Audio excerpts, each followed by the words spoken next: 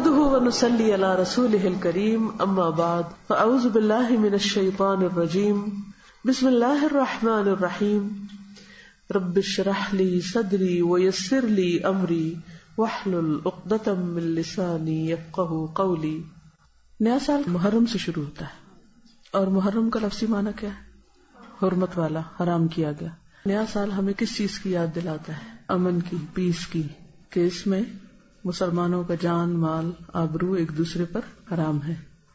لیکن کتنی حیرت کی بات ہے کہ اسی مہینے میں ہم سب سے زیادہ ایک دوسرے کی جان، مال، عزت، آبرو حلال کر لیتے ہیں. خصوصاً آپ دیکھیں کہ پاکستان میں کیا ہوتا ہے محرم آنے پر، ہر ایک خوف زدہ ہوتا ہے. کیوں؟ کیا سوچ کے خوف زدہ ہوتا ہے؟ ایک دوسرے پر سب و شتم ہوتا ہے. سب و شتم کیا ہوتا ہے؟ گالی گلوچ ہوتا ہے. حتیٰ کہ بعض اوقات اس میں صحابہ کرام کو بھی نہیں چھوڑا جاتا. عام مسلمانوں کی عزت و آبرو تو اپنی جگہ، لیکن فَلِلَّهِ الْعِزَّةُ وَلِرَسُولِهِ وَلِلْمُؤْمِنِينَ، اور مومنوں میں بھی جو نبی صلی اللہ علیہ وسلم کے ساتھی تھے ان کی عزت و آبرو ہم سے کہیں زیادہ محترم ہے. تو یہ بڑی دکھ اور تکلیف کی بات ہے کہ اس مہینے میں اور اسلامی سال کے آغاز میں جس چیز سے ہمیں سب سے زیادہ پرہیز کرنا چاہیے اور جس سے رکنا چاہیے ہم وہی کرنے لگتے ہیں. عزت و آبرو کے بعد جان، مال، املاک، وہ سب بھی آپ کے سامنے. اس کی کیا وجہ ہے؟ لوگوں کے پاس علم نہیں. بعض اوقات علم ہوتا ہے لیکن پھر کیا چیز ہوتی ہے کہ عمل نہیں ہوتا. علم اور عمل کے بیچ میں ایک اور چیز ہوتی ہے اور وہ تقویٰ، اللہ کا ڈر. جس علم کے ساتھ اللہ کا ڈر نہیں آتا، تقویٰ نہیں آتا، وہ علم عمل میں نہیں بدلتا.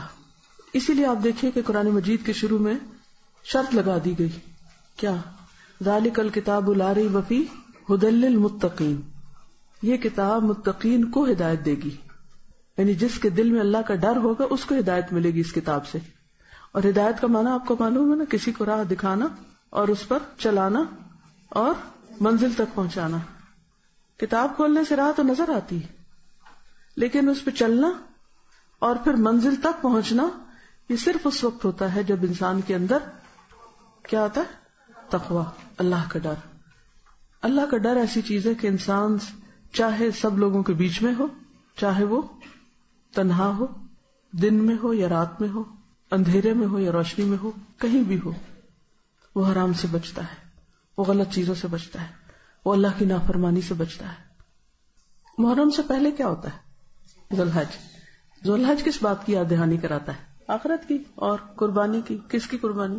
ابراہیم علیہ السلام اور اسماعیل علیہ السلام کی قربانیوں کی یاد، ان کی اطاعت، فرما برداری اور اخلاص.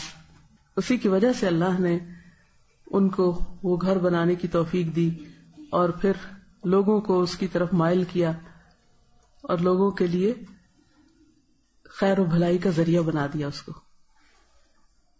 قربانیوں کا یہ سلسلہ چلتا رہا. پھر یہ قربانیاں اور کس نے دی؟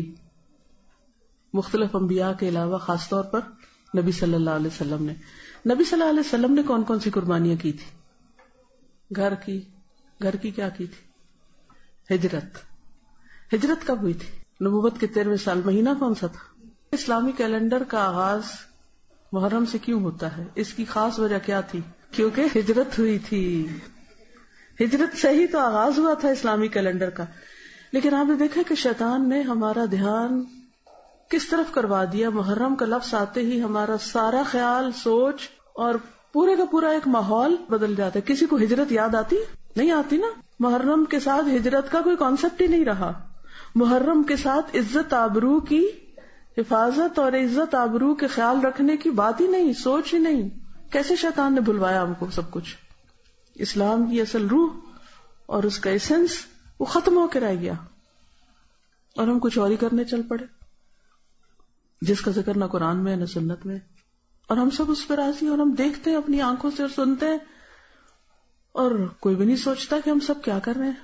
بحیثیت قوم کیا کر رہے ہیں، بحیثیت فرد کیا کر رہے ہیں، بحیثیت خاندان کے کیا کر رہے ہیں. تو سوچنا چاہیے نا. اللہ نے ہم کو عقل دی ہے نا، مسلمان بنایا، عقل دی، شعور دیا. انسان اور جانور میں سب سے بڑا فرق یہ ہے کہ انسان عقل استعمال کرتا ہے، باشعور ہوتا ہے. لہذا محرم جہاں حرمت کا سبق دیتا ہے وہاں ہجرت کا سبق دیتا ہے، ہجرت کی یاد دلاتا ہے۔ نبی صلی اللہ علیہ وسلم نے ہجرت کیوں کی تھی؟ دین کی خاطر، اپنا گھر، جان، مال، ہر چیز کی قربانی کی تھی۔ ہجرت قربانی ہے نا، ذوالحج میں بھی قربانی اور محرم بھی قربانی۔ لیکن ہم سب بڑے مقاصد اور بڑے مقام پانے کے لیے کتنی قربانیاں کرتے ہیں؟ کس کس چیز کی؟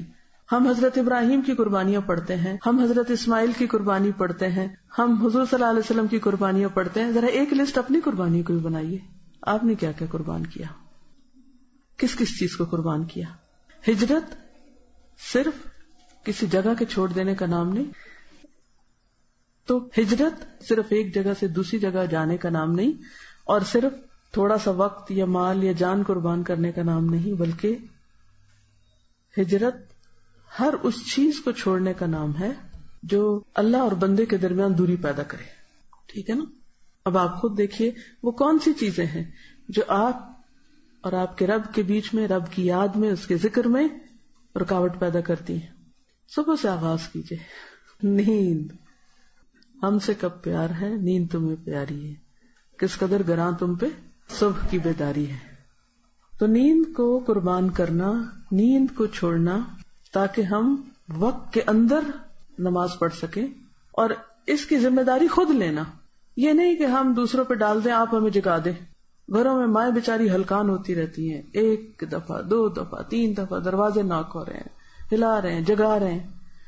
کیا واقعی ابھی تک ہم بچے ہیں کہ کوئی ہم کو جگائے؟ ہمیں اپنی ذمہ داری اب خود نہیں لینی چاہیے؟ لینی چاہیے نا، خود جاگنا چاہیے نا۔ یا ہمارے پاس کوئی جواز ہے نہ جاگنے کا؟ نہیں ہے نا، کوئی بھی نہیں ہے۔ کوئی یہ نہیں کہہ سکتا میرے پاس الارم کلاک نہیں۔ پہلے تو لوگوں کے پاس کوئی ایسی گھڑیاں نہیں ہوتی تھی، وہ کیسے جاگتے تھے؟ ایمان کے بل پہ جاگتے تھے نا۔ اگر آپ کے اندر اللہ کا ڈر ہے اور اللہ کا ذکر کر کے آپ سوتے ہیں، بلیو می، آپ کتنے بھی تھکے ہوئے، اگر آپ اللہ تعالیٰ سے رات دعا کر کے سوئیں کہ اللہ تعالیٰ مجھے اتنے بجے جگا دے، لازماً آپ جاگ جائیں گے۔ آپ کی نیت اور ارادہ ہونا چاہیے۔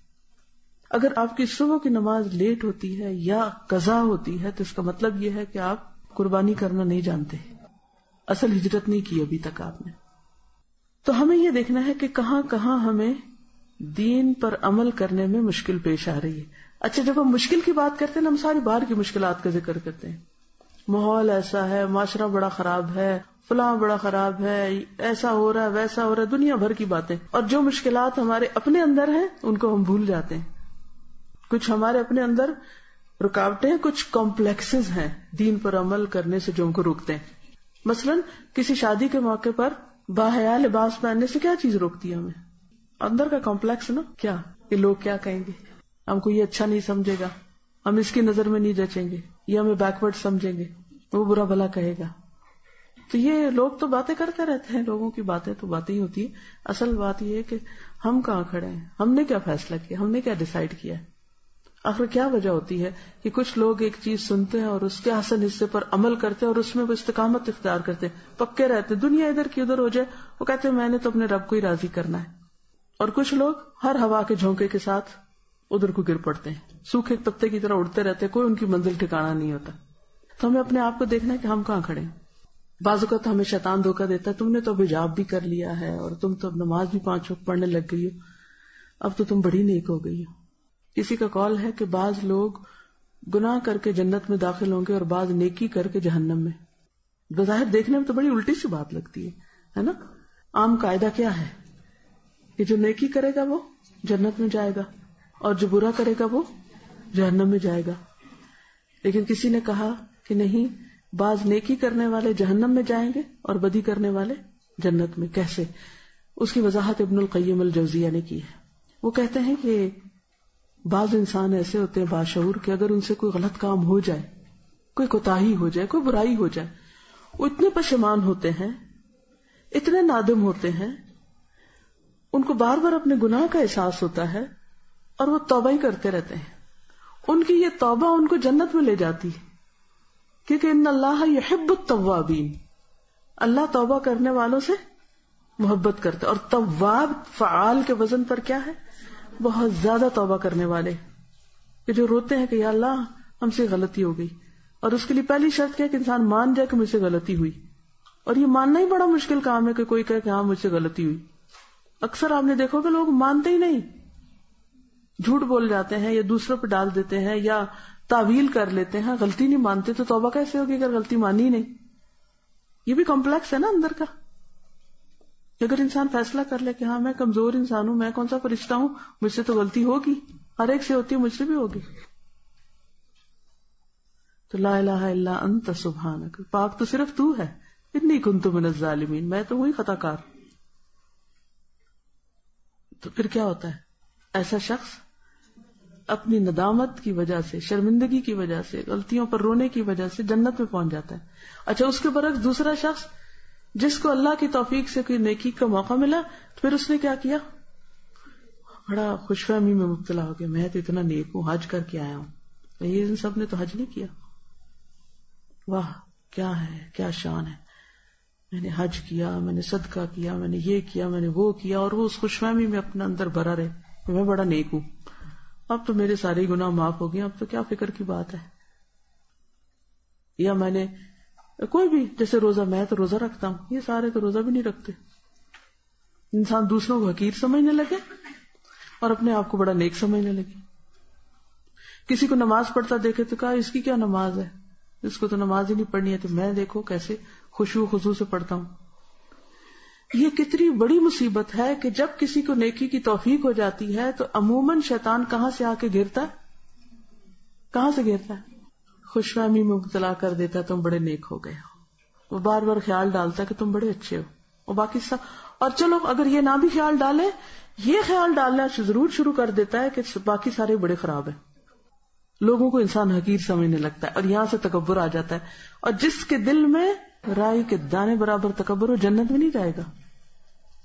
کتنی خطرناک بات ہے. پھر کیا کرنا چاہیے؟ ہمیشہ اپنی غلطیوں پہ نظر رہے اور دوسروں کی اچھائیوں پہ نظر رہے کہ اس کے اندر یہ کتنی اچھی خوبی ہے. اگر ہم ہر ایک کے ساتھ ایسے ہی معاملہ کریں گے نا کہ اس کی اچھائیاں دیکھیں گے، یقین کرے ایک تو اپنا دل بڑا ٹھنڈا رہے گا، جس کو آپ دیکھیں گے خوش ہو جائیں گے. میں یہ ایک پریکٹس اکثر کرتی ہوں کہ جب کوئی بندہ مجھے نظر آتا ہے، میں اس کی کوئی اچھائی یاد کرتی ہوں، تو اس کو دیکھتے ہی، اس کا نام سنتے ہی، اس کا خیال آتے ہی میرا دل خوش ہو جاتا ہے. یہ شخص بہت اچھا ہے، یہ بھی اچھا ہے، یہ بھی اچھا ہے، یہ بھی اچھا ہے. اچھا، اس سے کیا ہوتا ہے؟ میں خوش رہتی ہوں. لیکن جب شیطان یہ خیال ڈالنے لگتا ہے نا بدگمانی، یہ اس نے یہ خرابی کی ہوئی ہے، اور اس نے وہ غلطی کی ہوئی ہے، اور اس نے یہ کیا ہوا ہے، تو ان کو تو غریبوں کو پتہ ہی نہیں ہوگا. تو اپنے اندر ایک کیا ہوتا ہے، جلن کڑن پریشانی لگی رہتی ہے، اور انسان کبھی بھی خوش مزاج نہیں ہو سکتا. یاد رکھیے کہ جب ہم دوسروں کی اچھائیوں پہ نظر رکھتے ہیں تو پھر اس وقت ہمیں کیا ہوتا ہے، اپنی غلطیاں بہت نظر آتی ہیں.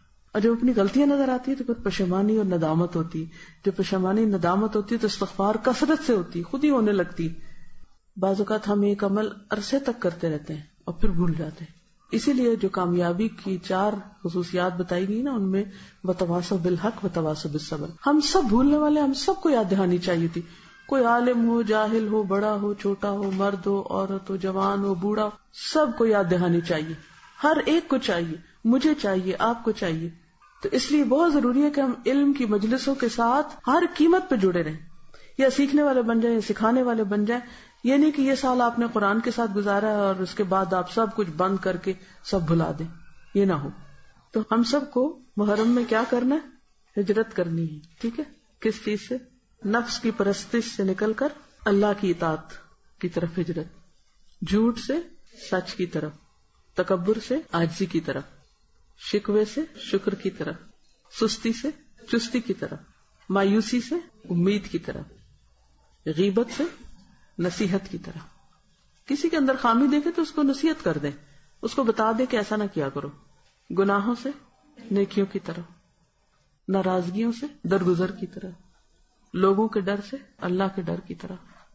تو ہم اپنے اس سال کے گول اور ٹارگٹ مقرر کر لیتے ہیں کہ میں کیا کروں گی، اپنے وقت کا صحیح استعمال کروں گی. بچوں کو بٹھا کر صحابہ کرام کی اچھی باتیں اور اچھی چیزیں، سب سے پہلے تو یہ سبق سکھائیں کہ محرم کا مطلب کیا ہے، اور پھر ہمیں کس طرح دوسروں کی عزت احترام کرنا چاہیے، اور اللہ، رسول اور مومنین کی عزت کیا ہے، اور جن سے اللہ راضی ہو گیا ان کے بارے میں ہمیں کیا کرنا چاہیے. آپ دیکھیے، یہ جو حرمت ہوتی ہے نا کسی کی عزت، یہ ایسی چیز ہے کہ اگر ایک کی ٹوٹے نا تو لڑی ٹوٹ جاتی ہے، اب سب کی ٹوٹنے لگتی ہے. اگر صحابہ کرام کی عزت نہ کی ہم نے، کسی اور کی کوئی کرے گا، ماں باپ کی کوئی کرے گا، بہن بھائیوں کی کرے گا، استادوں کی کرے گا، بزرگوں کی کرے گا، بوڑھوں کی، کسی کی بھی پھر نہیں رہتی. ٹھیک ہے نا؟ تو اللہ تعالیٰ نے اسی لیے سارے مومنوں کی عزت جان مال ایک دوسرے پہ حرام کر دی کہ تمہارے پاس حق نہیں کہ کسی کے ساتھ ایسا سلوک کرو. تو انشاءاللہ اللہ سبحانہ وتعالی ہماری مدد کرے گا اگر ہم نے اللہ کے دین کی مدد کی. ان تنصروا اللہ ینصرکم ویثبت اقدامکم. اگر اللہ کو ہماری یہ ہجرت پسند آ گئی تو کیا ہوگا؟ رحمتوں کے دروازے کھل جائیں گے اور نیکیوں کی طرف اور رستے آسان ہو جائیں گے انشاءاللہ.